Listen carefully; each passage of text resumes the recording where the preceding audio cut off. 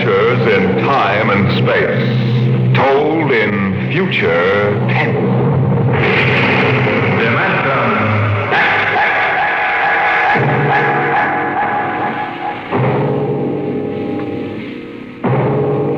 The National Broadcasting Company, in cooperation with Street and Smith, publishers of astounding science fiction, bring you Dimension X.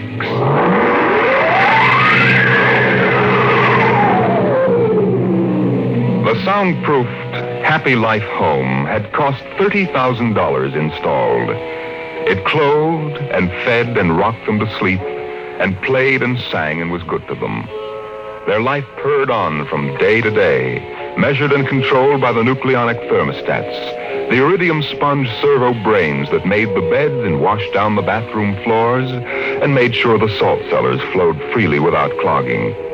Twice a day, the house paused, rang a quiet bell, and turned precisely 90 degrees on its axis, in order that the view from the Solaroid living room windows might be varied to avoid ennui. Of course, the pride of the house was the nursery. The agent for the company had been most enthusiastic. This way, right down the hall. All right. What was that? Oh, it's all automatic. The nursery turns itself on when you come within 10 feet of it. Soft automaticity. That's the motto of the company. All right, now, this is the nursery. 40 feet by 40 feet and 30 feet high. Separate power unit with automatic overload circuit breakers, inspected and approved by the underwriter's laboratory. The nursery is educational, instructive, entertaining, and therapeutic. The entire control mechanism is adjusted to the electroencephalographic key of the child. How much does it cost? 30,000 FOB, Los Angeles. But that's as much as the whole house. Why, no. But we do want the best for our children, don't we? Oh, yes, we want the best for our children.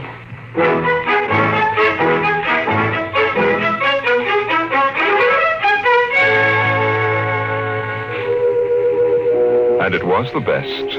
The crystalline walls wavered from 2 to 3 dimensions. The pseudo-textured composition flooring shifted lightly from brick to dirt to waving grass. And the odorophonics wafted the scent of fantasy through the hermetically conditioned and filtered air.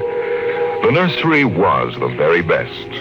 But then they wanted the very best for the children. The technicians installed the nursery, and the heavy coaxial power cable was run in from the main line. The walls sprang to life, and the mental control banks and relays hummed. All right, Peter and Wendy, this is your nursery. What's so special about a nursery, Dad? Plenty. You just go in and see. Oh, do we have to? It's so big. You promised you'd play ball with me outside, Pop. Go on, kids. Try out the nursery. It's better than any old yard. Oh. Go on in, dear. You'll be surprised. Gee. Go ahead, Wendy. I'm scared. I'm not. Hey, it's nice in here. It is? Come on in, Wendy. Boy, look at the pictures on those walls. They're real. Well, almost real. You can change them any way you like just by thinking about it. Go on in, dear. Well, all right, Mommy. Hey, Wendy, look what I can do with the pictures. Oh, that's a white mountain from Alice in Wonderland. Sure. I just thought about it, and there it was. Well, let me try, Peter. Let me try. Go ahead. Just think. How about the... Oh, I know. I want to see the Wizard of Oz.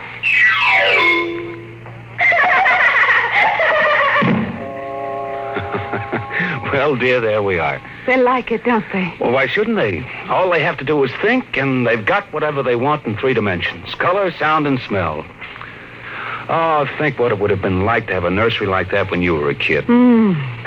It's nice that we can give them all the advantages. Why, sure. What else are we working for, huh? That's right. Well, what do you want to do this evening? Well, the Petersons asked us over for bridge, but... Oh, we don't have to worry about the kids. They'll be all right in the nursery. Come on, Lydia. We deserve a night out.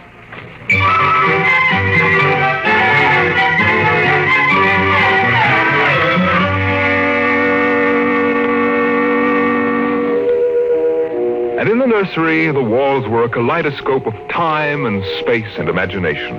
The green forest of Sherwood and quiet forms of Robin and his merry men gave way to the roll of the high seas and the smell of salt in the air as Sir Henry Morgan sailed into the harbor at Jamaica. It's my turn now, Peter. You've got to be fair. It's my turn.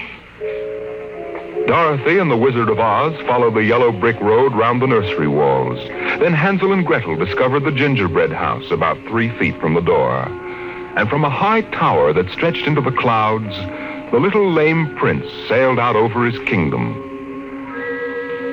And behind the crystal and quartz walls, the vacuum tubes and grids and banks of mental image tape spun quietly and efficiently, erasing the line between illusion and reality. Of course, the electric bill from Consolidated Utilities was tremendous, but it was worth it.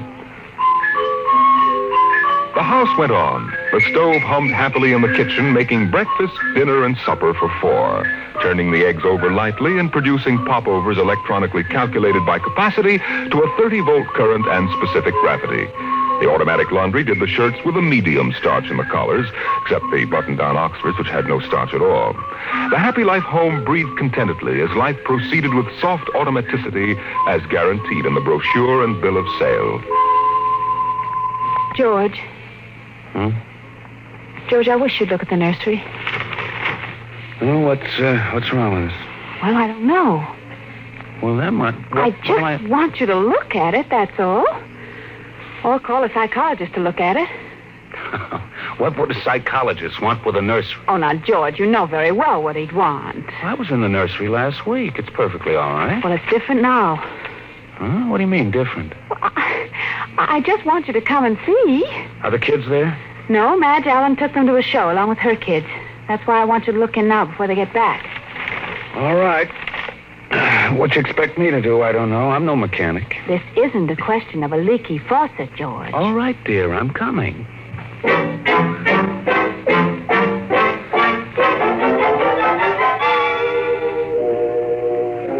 The nursery light flicked on as they came down the hall.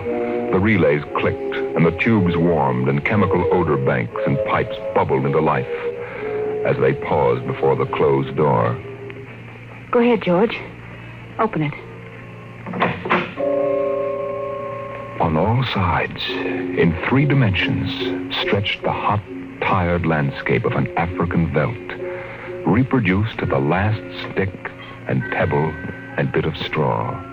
The ceiling above them became a sky with a hot, yellow sun.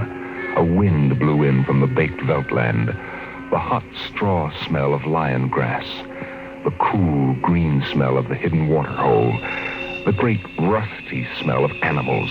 The smell of dust like red paprika on the hot air. And now the sounds.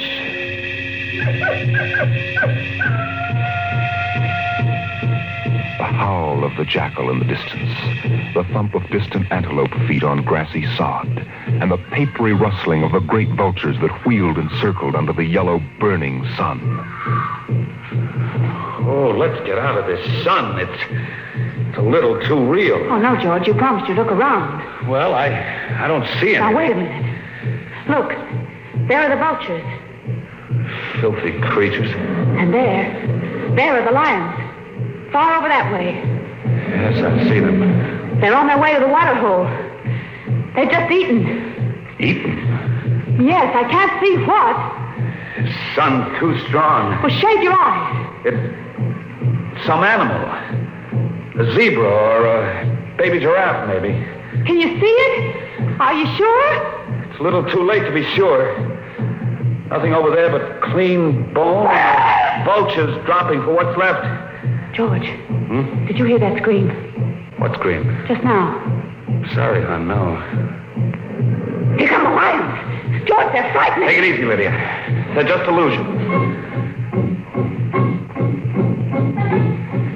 It was a miracle of mechanical efficiency. The lions prowling toward them over the tawny veldtland. A miracle of inventive genius. Every house should have one. The lions were 15 feet away. So real, so startlingly real, you could feel the prickling fur on your hand.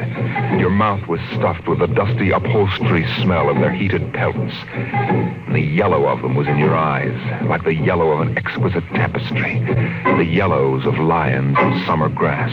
The sound of the matted lion lungs exhaling on the silent noontide. And the smell of meat from the panting, dripping mouths. George, I'm afraid. They're so real. They're only an illusion, Lydia, that's all. Watch out! Out, quick, outside. Oh, George. Lydia, my poor, sweet Lydia. George, they almost got her. No. Take it easy. Calm down. Yes, but I could feel their breath. No. Get a hold of yourself, Lydia. They aren't real. Walls, that's all it is. Crystalloid walls. But they look so real. Yes, darling. Of course they do.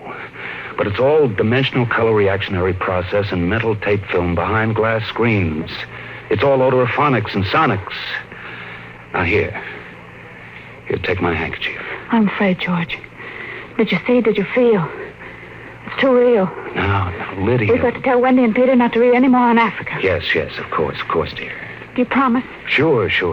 And lock the nursery for a few days. Oh, now, wait a minute, dear. Let's keep our sense of proportion. George, I want you to lock that place up. Honey, you know how difficult Peter is about that. I punished him last week by locking the nursery for an afternoon, and he threw a tantrum, and Wendy, too. Honey, they live for the nursery. I tell you, it's got to be locked. That's all there is to it. Lydia, you need a rest. Oh, I don't know. Maybe I don't have enough to do. I have too much time to think. All I do is set the menu selector dials at the beginning of the week. But, honey, that's the whole idea. The house is automatic. I know. But couldn't we turn it off for a couple of weeks? Just a couple of weeks and take a vacation. You mean that you want to fry eggs for me? Yes, I do. And darn socks, too. I feel like I don't belong here. The house is wife and mother and maid. How can I compete with the African Veldt? And you, George, you don't know what to do with yourself in the house when you're home. You're drinking too much. Am I? You feel useless, too. Yes, I suppose I do. George. Those lions can't get out of there, can they? Oh, of course not, dear. Now, don't think about it anymore.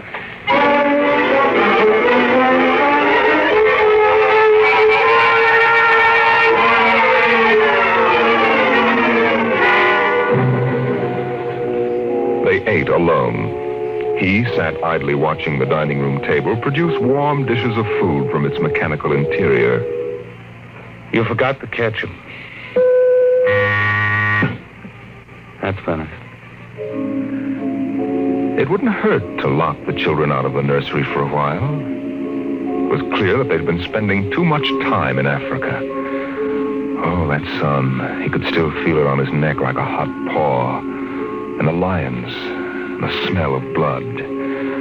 Remarkable how the nursery caught the telepathic emanations of the children's minds and created a life to fulfill their desires. The children thought zebras, and there were zebras. Sun, death, and death. They were so young. But long before you knew what death was, you were wishing it on someone else.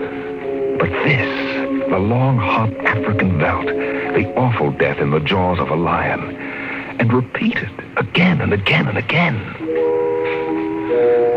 The children came home dutifully at 8:30. Hi, Mom. Hi, Pop. Hi, Peter. You want something to eat, Wendy? No, thanks. Well, we're just having dessert. We're full of strawberry ice cream. And hot dogs. We'll just sit and watch. Sure. Peter, tell us about the nursery. Nursery? Yes, all about Africa and everything. I don't understand. Your mother and I were just traveling through Africa with rod and reel. There's no Africa in the nursery. Oh, come now, Peter. We know better. I don't remember any Africa. Do you, Wen? Run Wendy, come back here. Wendy! Oh, she'll be right back, Pop. She doesn't have to. I've seen it. Now, come on. Sure, Pop. Wendy will tell us, though. Could they be lying? We'll see in just a moment. Peter, open the door. See, Daddy? It's not Africa. It's Florida. Like in the yearling. There go the deer, see? It isn't Africa. Yes, I see it isn't. Go to bed. But it isn't 9 o'clock. No, it isn't. You heard me. Go to bed. Okay. Night, Mom. Night, Pop. Good night. Good night, dears. I'll be right in. Lydia, wait a minute. Here, look. Look at this. What is it? This is the corner where the lions were, isn't it? What's that you picked up? It's an old wallet of mine. There's a smell of hot grass on it. The smell of a lion. It's wet with saliva.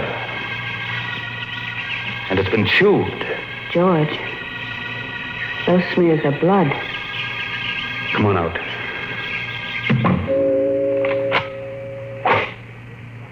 Now let's go to bed.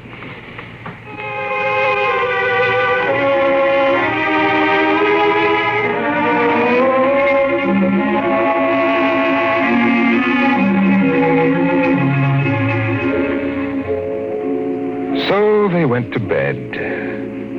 But in the middle of the night, Lydia was still awake, and she knew her husband was awake. George, Hmm? how did your wallet get in the nursery? I don't know. Wendy must have changed the walls from the African Veldt. Honey, I'm going to keep it locked. Maybe it isn't good for the children. It's supposed to help them work off their neuroses in a harmless way. I'm starting to wonder. We've given the children everything they wanted. My father used to say children are like carpets. They should be stepped on occasionally. We've never lifted a hand. They're spoiled. And we're spoiled. I think I'll have Dr. McLean come tomorrow morning and have a look at Africa. Yes, only it isn't Africa now. It's Florida and the yearling. I have a feeling it'll be Africa again before then. George, Wendy and Peter aren't in their room. No. They've broken into the nursery. Those screams. They sounded familiar. Did they? Yes, awfully. Oh, George.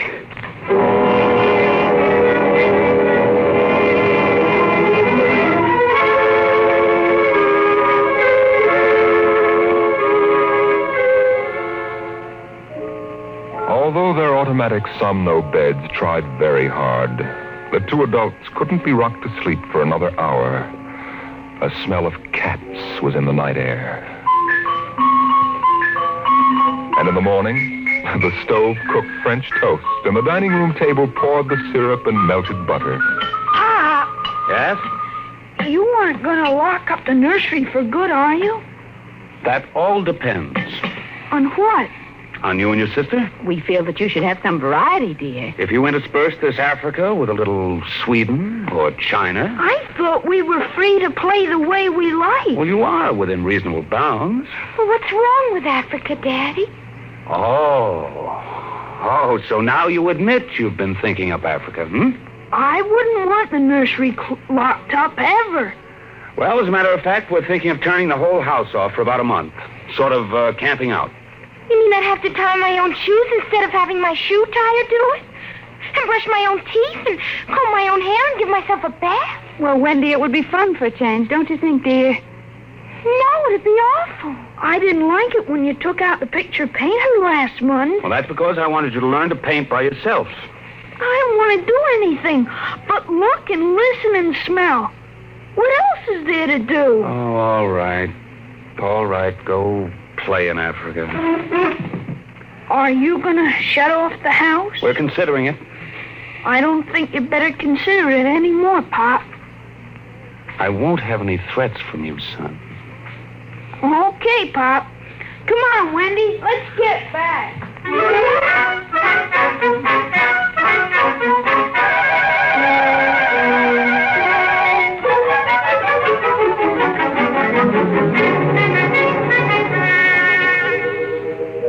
At After breakfast, Dr. David McLean was announced by the audio knocker. And the dining room table, recognizing him as an old friend, poured an extra cup of coffee, light with 4 lumps. I saw the nursery last year, George. It looked all right to me. You didn't notice anything unusual? No. The pattern showed the usual violence, a tendency toward slight paranoia. All children feel persecuted by their parents. Perfectly normal. I locked the nursery and they broke into it last night. I let them stay so they could form the patterns for you to see. There it is. Well, suppose we take a look at it right now.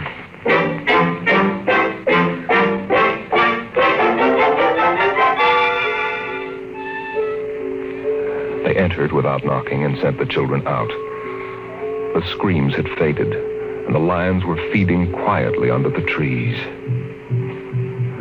Wish I could see what they're eating. Do you suppose some high-powered binoculars would... Hardly, no. How long has this been going on? A little over a month. It certainly doesn't feel good. I don't want feelings. I want fact. George, a psychologist, never saw a fact in his life. He knows about feelings, and this doesn't feel good. My advice to you is to have the whole room torn down and your children brought to me every day for the next year for treatment. Is it that bad? I'm afraid so. You know, that's why the nursery was developed originally, to let us examine the patterns left on the wall by a child's mind.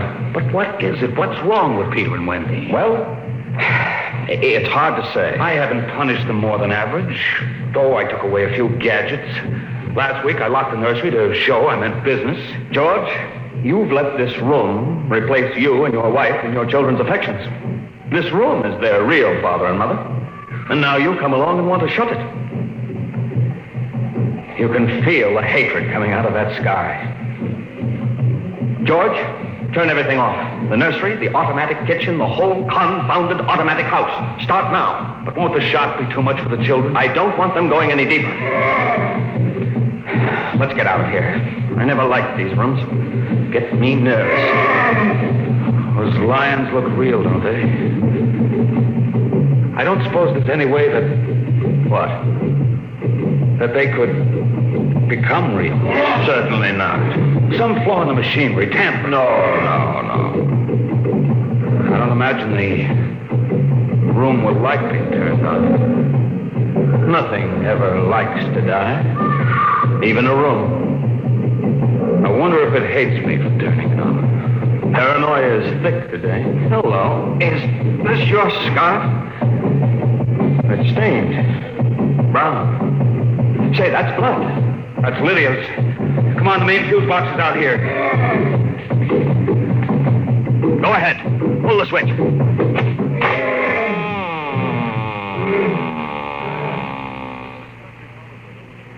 Yeah. It's off.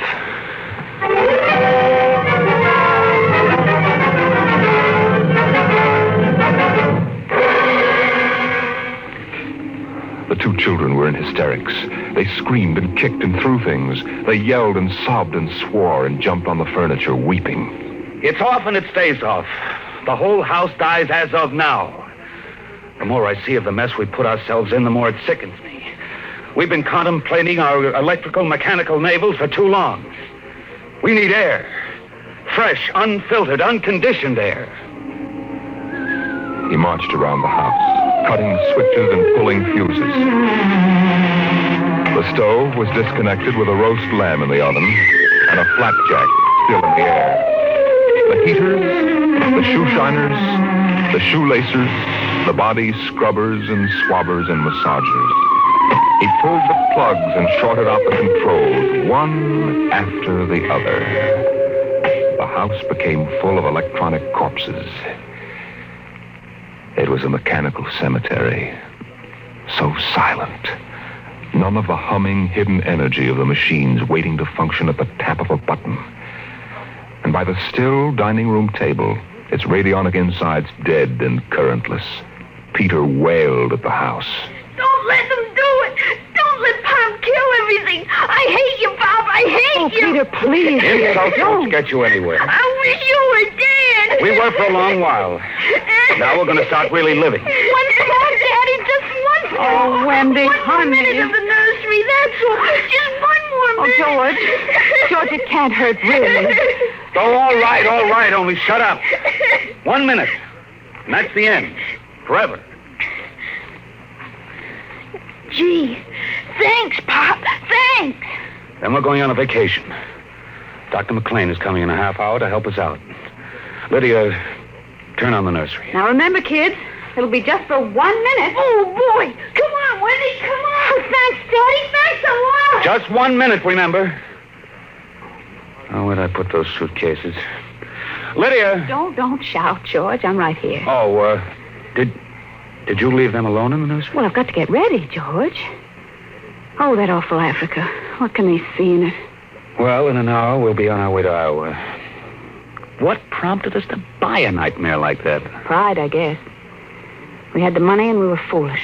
I guess we'd better get them out of there before they get involved with those beasts again. Pop! Come here! Daddy! Mommy! Come on, quick. Wendy, Peter, what's the matter? Hurry up. Open the nursery. Wendy! Peter!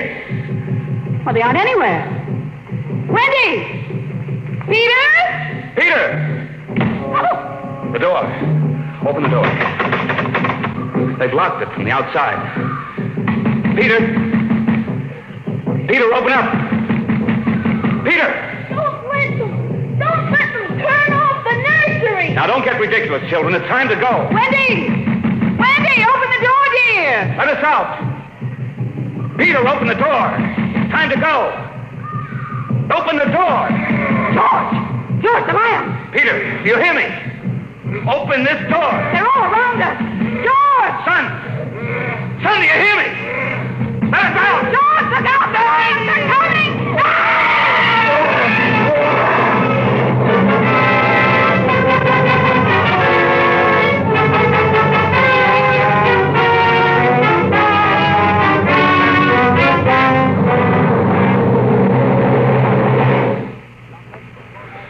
When Dr. David McLean came a half hour later, he found the two children in the nursery sitting in the center of the open glade, eating a picnic lunch.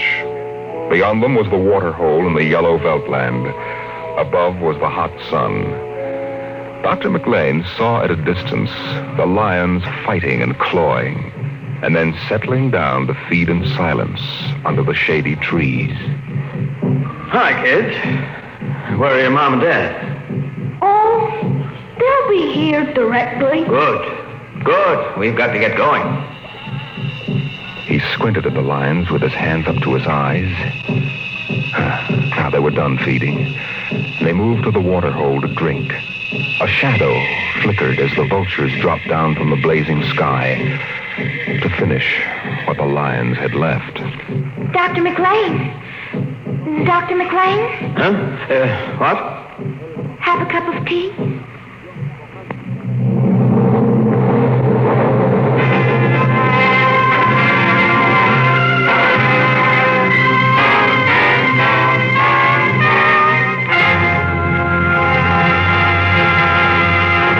You've just heard another adventure into the unknown world of the future. The world of Dimension X.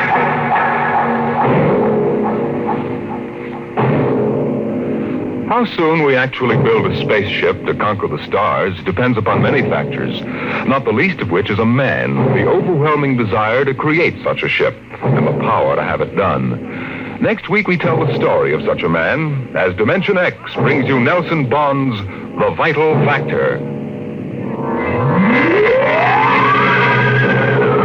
Dimension X is presented transcribed each week by the National Broadcasting Company in cooperation with Street and Smith, publishers of the magazine Astounding Science Fiction. Today, Dimension X has presented The Veldt, written for radio by Ernest Kenoy from Ray Bradbury's The Illustrated Man. Included in the cast were Leslie Woods and Bill Quinn as the parents, Joan Laser and David Anderson as the children. Your host was Norman Rose. Music by Albert Berman. Dimension X is produced by William Welch and directed by Fred Way.